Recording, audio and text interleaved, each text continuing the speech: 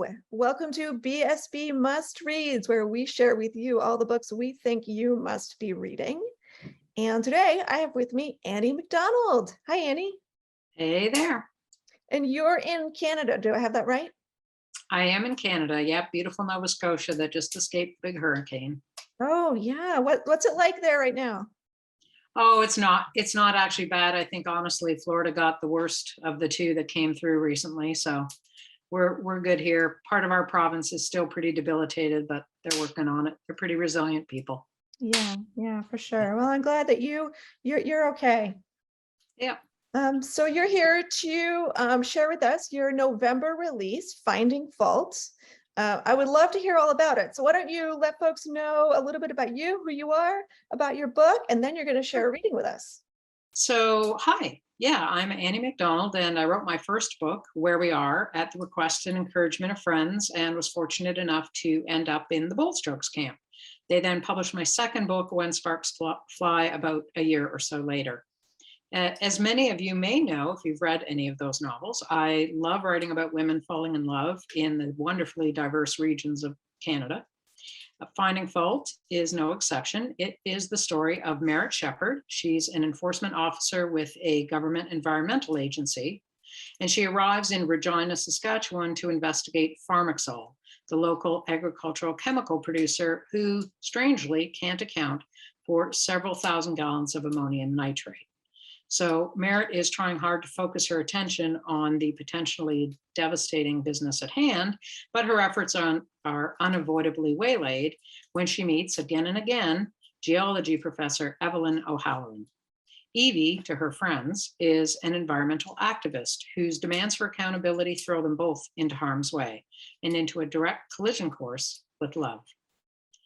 This scene takes place in a hotel library at a public meeting to address community concerns. It's a public relations failure from the outset, and Pharmaxol CEO James Chisley has unwittingly stoked the community's rage. Merritt, who Evie knows as Mayor, is embedded in the company and is observing the crowd from the wings. Evie is there as both a protester and a faculty supervisor of her university's environmental club, Planet Change. With her at the meeting is her niece Robbie and Robbie's boyfriend Kevin, an unpredictable rabble-rouser with a knack for finding and causing trouble. Things are about to get ugly. Kevin's chair was the first to fall. Evie almost tripped over it, jostled violently as the people in the row behind either scrambled to escape from the escalating confrontation or hastened to join it. Like dominoes, the metal seats around her fell and folded, clanking like something from a prison riot. She was shocked at how quickly the serene hotel library had become charged with anger and frustration. Her hope for a peaceful protest rushed out with the level-headed majority headed for the exits. With relief, she saw Planet Change kids leading the way out. She watched in disbelief as CEO Chisley stepped down from his platform, toe-to-toe with Kevin and another protester. This is not going to end well, she thought. Several panicky people had squeezed between the stage and the combatants, catching Mayor in their flow as they tried to leave. They left a small path of destruction behind, including the long blue skirting that had once circled the stage. Evie tried to push her way through, powerless to get to Mayor and stay upright in the blue fabric wave. The skirting tangled in upturned chairs and chair legs, the satin roped stage barriers, and their brass posts. The shouting increased, and Evie clenched her teeth, set her shoulders back, and shifted into a higher gear, survival mode. She reached for Robbie, who was trying to pull Kevin back from Chisley. She managed to grab a sleeve before a surge of people fell behind them and knocked them both to the ground. Auntie E, are you okay? Evie scrambled quickly to her feet with a single thought on her mind: leave now. I'm good. Unbelievably, Kevin and Chisley were still engaged, even as more chairs went down around them. Idiots. Evie grabbed Robbie's arm, lifted her, and pushed toward the front, desperate to reach the exit. The onslaught of bodies to their right crested, tossing them toward the center of the fracas. Amid the crush, Evie hurriedly scanned the crowd and again caught sight of Mayor, only an arm's length away. Mayor appeared to regain her footing until another wave hit and she went down. Evie's stomach tightened and she craned her neck, then crouched low in the hope of seeing past the tangle. A flash of gray swayed, Mare's boot. She pulled Robbie toward it, but it once again vanished. Disoriented, she was now close enough to the idiot Kevin, still embroiled with the idiot Chisley, to take hold of his sleeve. Kevin, knock it off. Now is not the time. Her commanding voice seemed to catch the antagonists off guard, and they paused. But just as quickly, another body pushed into her from behind, causing her to fall forward and Kevin to stumble back. As he sought to regain his balance, Mare emerged from the other side of the scrum. The blue stage apron was tangled around her boot, and she lurched forward as if trying to separate Chisley and Robbie's boyfriend. But she and Kevin collided, his elbow making bone-crushing contact with her perfect mouth. No, stop, Evie screamed. Blood poured from Mare's upper lip. Evie's stomach flipped at the sight, and she felt the room tip. She shook her head to right it. Mare, Kevin, stop. She could barely hear herself above the bedlam. Across the crush, Mare reeled back. The crowd's momentum resurged as Evie tried again to reach her. Their eyes met for an instant before a security guard swept in and gathered Mare's falling body into his arms. Mare seemed disoriented as she pulled away from her guard's hold. Another brusque shove knocked Evie aside, and another guard appeared, grabbed Kevin, and forced his arm into a hold behind his back.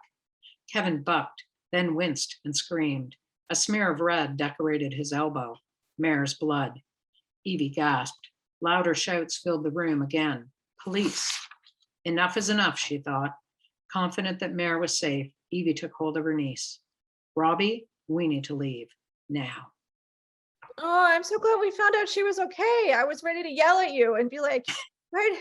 Well, you know. But you didn't. So I like you again. Thank you for that. Oh, okay, no problem. So Finding Fault is set in Saskatchewan. Did I say that right? You did, yes. Well, that's good. I've been practicing. And the story themes revolve around environmental protection.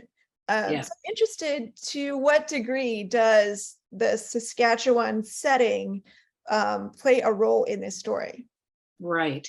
That is a really big question. Saskatchewan is one of our prairie provinces, one of our biggest agricultural producers. So of course, you know, the book does hit on the ammonium nitrate situation and the missing ammonium nitrate. It's all part of, for both characters actually, the environment has been a huge cause for them. For Mare, who grew up and spent a lot of time actually in BC, where there's a large forestry industry, she watched forests being, you know, taken down. And she also had an interaction with someone from South America who was involved with the timber mafia. Mm-hmm. So there's a big connection to the forestry and the deforestation and the problems that arise there.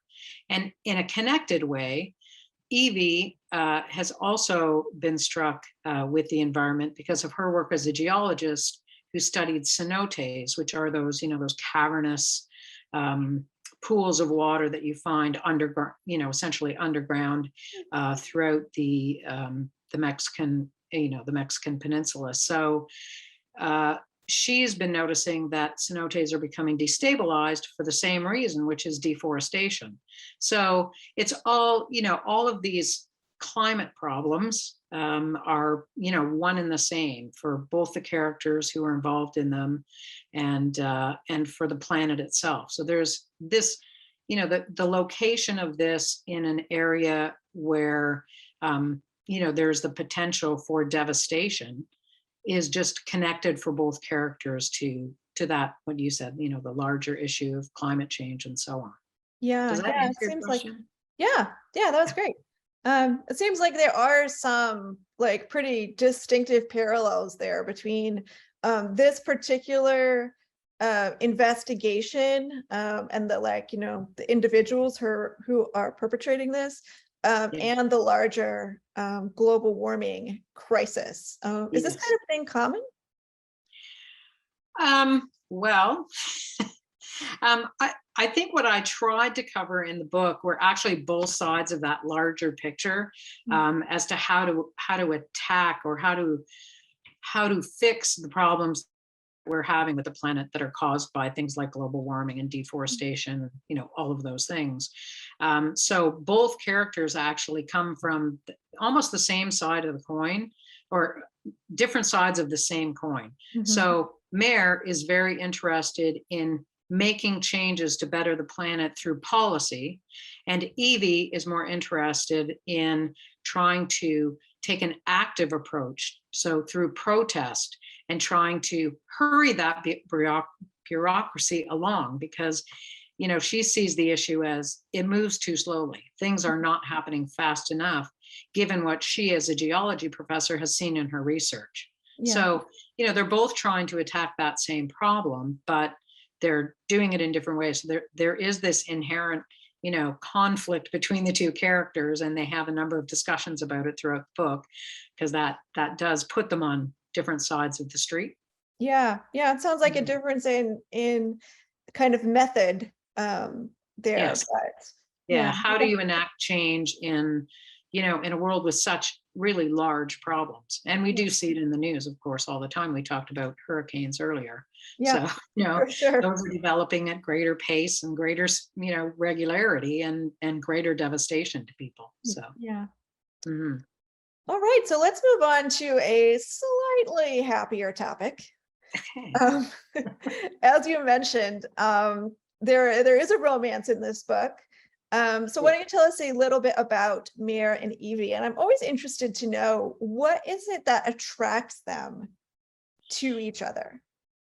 Yeah. So in this one, I think both characters are seeing in the other character something that they admire. And I think that that's sort of common in a lot of romances, that you are attracted to someone who has a specific quality you admire. So for Mare, Merritt is seeing a very smart, and she's an academic, a geology professor, super engaged with the causes of the world. And Mare's been beating herself up in her life because of some mistakes she's made with other people. And I think she just seems to admire the smarts that Evie has. Whereas Evie looks at Mare and kind of sees Mare's passion and her thoughtfulness and care for people. Mare is a very sort of active person. And I think Evie sees herself, because of things that you'll discover as you read the book, not to want to give too much away, but Evie is stuck in some respects. So, Evie is seeing how Mare is pushing forward and is that active type. And Mare is seeing that Evie has some smarts that she wished she possessed. She does actually possess them, but she doesn't think she does. Yeah. So they kind of balance each other. I like that. Yeah. Awesome. Well, thank you so much. I can't wait for Finding Fault to come out. It's available November 1st from the Bold Strokes Books web store, and November 15 everywhere books are sold. And we hope you enjoy it. Thanks, Annie. Thank you very much.